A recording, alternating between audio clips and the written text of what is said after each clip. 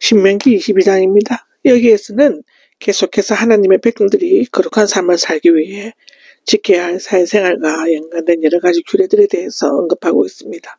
특별히 덧붙여 율법의 대관력이라면서 공동체 생활의 기본이 되는 이웃사랑을 실천할 수 있는 몇 가지 구체적인 규례를 제시하고 있습니다. 출애굽기 13장 4절 5절에는 이웃이라는 말 대신에 원수라는 말이 사용되고 있는데, 이것은 이웃의 개념이 혈연과 지연에 국한된 인간관계와 상당히 포괄적이고 초월적인 관계를 가리키는 것을 나타내는데요. 율법의 근본 정신은 원수를 갚지 않고 이웃을 자기 몸처럼 사랑하는 것이다라고 레위기 19장 18절에는 얘기하고 있습니다. 이웃사랑의 구체적 신뢰를 1절에서 4절 또 8절에도 얘기하고 있는데, 사랑은 신앙의 근본이며 하나님 자녀의 기본 도리이지만 그것이 구체적으로 행하여지지 않으면 소리나는 구리나 울리는 징에 지나지 않는다라는 것입니다. 형제의 소나 양이 길 잃고 헤매며 형제에게 돌려줄 것이라고 하는데, 이웃 사랑의 실천 방법으로 이웃의 재산을 어떻게 보호해줄 것인가를 제시합니다. 여기에서 형제는 혈연적인 형제나 근친을 넘어 이스라엘 전체를 가리킨다고 출애굽기 23장을 보면 알 수 있습니다. 가축들은 종종 길을 잃고 헤매는 경우가 있는데 그것을 주인에게 찾아주는 데에는 많은 시간과 노력이 들 수 있습니다. 자칫하면 가축 도둑으로 몰릴 위험도 있죠. 그러나 애타게 찾고 있는 주인을 위해 기꺼이 모든 희생을 감수해야 하는 것입니다. 주인의 집이 멀거나 주인을 알지 못할 경우는 가축을 집에서 먹이고 기르면서 주인이 올 때까지 기다려야 한다는 것인데, 예수님은 길 잃은 한 마리의 양을 찾기 위해 모든 하늘의 영광을 다 버리고 이 땅에 오셨습니다. 낙이나 겉옷 잃어버린 것을 주인에게 찾아줄 것을 3절에 나오는데, 겉옷은 밤에 이불처럼 덮기도 하는 매우 소중한 물건이었는데 한마디로 이웃이 당하는 어려움에 대해 무관심하게 못 본 채 하고 지나치지 말라는 것입니다. 선한 사마리아 비유에서 제사장이나 레위인처럼 그렇게 하면 안 된다는 것이고, 도움의 손길을 베풀어야 한다는 것입니다. 형제의 낙이나 소가 길에 넘어지면 이렇게 줄 것이라고 하는데, 앞의 구절들을 다시 반복하는 것입니다. 사실상 길에 넘어진 낙이나 소를 이렇게 세운다는 것은 매우 힘든 일이죠. 더욱이 그것의 원수의 것이라면 실행하기가 매우 힘들 것입니다. 출애굽기 23장 5절, 마태복음 22장 37절에서 40절에도 나옵니다. 그뿐만 아니라 집을 새로 지을 때 평평한 지붕에 난간, 즉 울타리처럼 두른 단장을 만들게 되면 떨어질 위험이 있게 되는데요. 이것은 사소한 부주의나 책임을 게을리함으로써 이웃에게 불행한 일을 가져다 주지 않도록 조심해야만 할 것을 경고하고 있는 것입니다. 자비정신과 자연보호에 관한 규례가 6절에서 7절에 나옵니다. 새둥지의 어미새와 새끼새와 함께 있을 때 새끼는 취해도 되지만 어미새는 놓아주라고 한 것은 비록 말 못하는 새라고 할지라도 자비를 베풀 것과 지나친 욕심을 품지 말 것을 교훈하는 것으로 볼 수 있죠. 또 어미는 살려주면 계속 번성하게 되므로 자연계를 보호하고 그로 말미암아 또다시 이득을 얻게 될 수 있음을 보여줍니다. 큰 물고기만 잡게 하는 것과 같은 이치라고 하죠. 결국 이것은 그 대상이 인간에게 자연으로 바뀌었을 뿐이며 그 근본 취지는 이웃 즉 사람이나 동물을 사랑하는 것이며 이로 말미암아 창조 질서가 유지될 수 있다는 것입니다. 창조 질서 보존과 영적 순결에 관한 규례가 5절에서 9절 또 12절에 나오죠.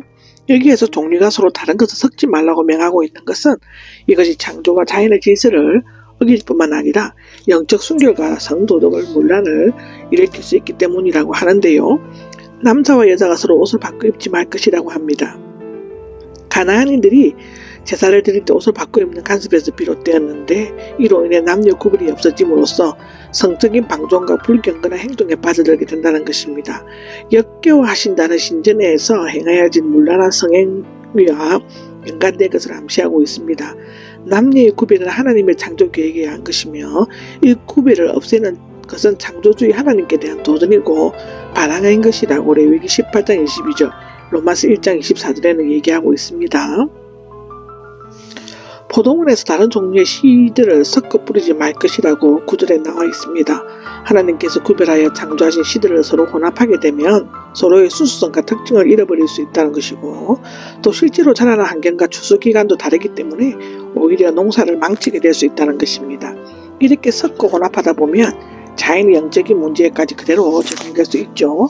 따라서 이 금지 명령은 이스라엘 하나님 여금 순수한 여호와 신앙과 거룩성으로부터 벗어나는 각종 혼합주의 및 타협주의를 엄격히 배격할 것을 교훈하고 있는 것입니다.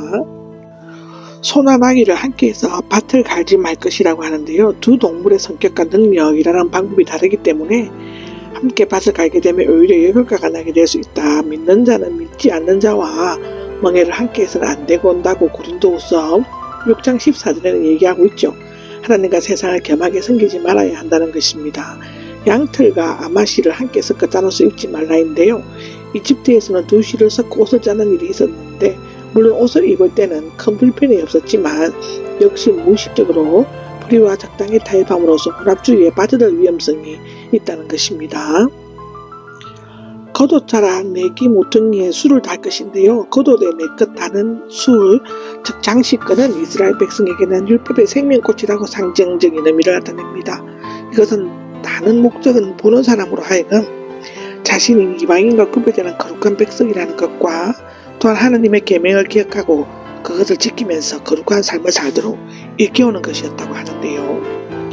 성도덕과 혼인의 순결에 대한 규례를 얘기하고 있습니다. 여기에서 하나님께서는 창조질서와 결혼제도와 영적인 순수성을 보존하고 성의 그릇된 사용을 방지하기 위한 규례를 주시고 계신데요. 특히 여기에서는 어떤 남자가 자기 아내의 전혀 때 순결을 몇 가지 이유를 들어 의심할 때 적용되는 규례입니다. 남편이 아내의 부정을 누명씌우라고 고소했다고 하는데요. 만일 어떤 남자가 순수히 성적인 이유로 결혼하고 나서 곧 그 여자가 싫어져서 처녀라는 증거를 찾아볼 수 없다고 누명을 씌울 경우가 있을 수도 있습니다. 즉 그를 미워하여 비방할 조건으로 그의 처녀성을 문제로 삼는 것이죠. 어느 시대에서나 남녀 간의 육체적 순결은 정신적 영적 순결과 함께 건강한 사회의 지표의 근거가 되어 왔는데 특히 가정생활의 중요한 요소로 여겨져 왔죠. 그런데 고대 사회에 있어서 남자의 동정성은 크게 문제되지 않는 반면에 여자의 처녀성은 매우 중요하게 다루었습니다.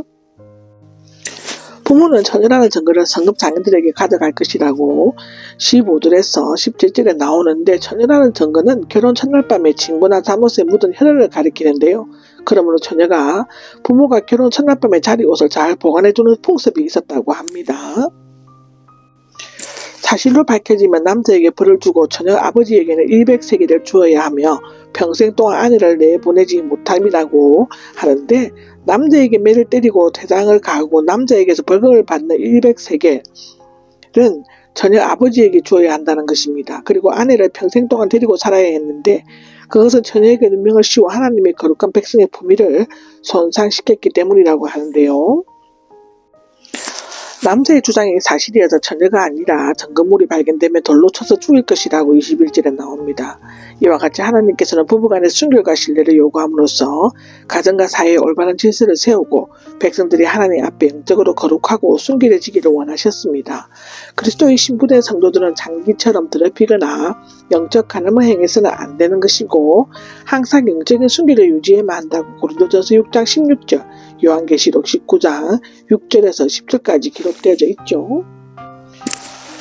성범죄 처벌 규정이 22절에서 30절까지 기록되어져 있습니다. 앞에서는 결혼의 순결에 대해서 언급했고 여기에서는 5가지 유형의 성범죄와 그 조치에 대해서 설명하고 있죠. 첫째는 어떤 남자가 남편이 있는 여자와 잠자리를 같이 했을 경우에 둘 다 죽여서 이스라엘의 악을 없앤다는 것이고, 두 번째는 약혼한 여자가 남자와 잠자리를 같이 했을 때 고대 이스라엘에서의 약혼은 결혼과 비슷한 구속이었으므로 약혼한 처녀는 그 이웃의 아내로 불렀는데 두 사람 모두 죽었습니다. 약혼한 처녀가 강간을 당했을 때는 남자는 죽이고 여자는 무죄였다고 합니다. 약혼하지 않는 처녀가 남자를 강간했을 때는 남자는 처녀의 아버지에게 은 50세겔을 주고 여자를 아내로 삼아야 했다고 하고요. 5번째, 자기 아버지의 아내를 취했을 때가 나옵니다. 아버지의 아내는 어머니가 아니라 다른 아들을 말하는 것이죠. 자기 아버지를 불명예스럽게 했으므로 둘 다 죽어야 한다고 합니다. 고대 아라비아에서 처첩을 다른 유산과 함께 아들에게 계승되는 풍습이 있다고 하는데 창세기 35장에 나오죠. 이러한 규례는 남녀가 평등하며 부부관계에서 가장 중요하고 기본이 되는 요소는 순결임을 교훈해주고 있다고 성경은 얘기하고 있습니다.